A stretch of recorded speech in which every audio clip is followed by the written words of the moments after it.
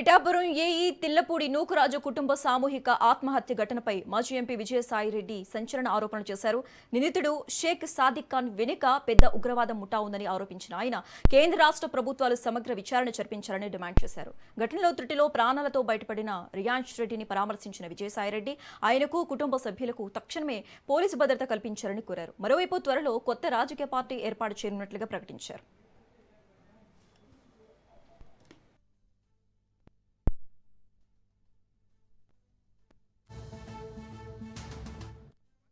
లో ఉన్నటువంటి ఒక స్థలం ఏదైతే ఉందో ఆ స్థలాన్ని కూడా సాదిక్ రాయించుకున్నట్టుగా అది ఈ యొక్క పనసపాడులో ఉన్నటువంటి స్థలం నూకరాజు గారికి సంబంధించింది. ఈ ఆస్తులన్నింటినీ కూడా సాదిక్ రాయించుకున్నాడు.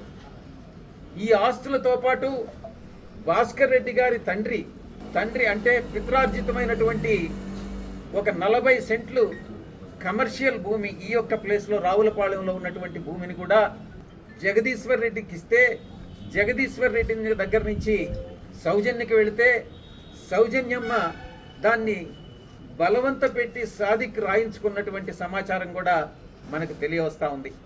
అంటే ఇంచుమించు బంగారం 2 కోట్లు మొత్తం ప్రాపర్టీస్ అన్నిటినీ కూడా తను రాయించుకొని ఈ యొక్క కుటుంబానికి తీవ్రమైనటువంటి ద్రోహం చేయడం జరిగినట్టుగా తెలుస్తూ ఉంది. పనసపాడులో ఉన్నటువంటి ఒక స్థలం ఏదైతే ఉందో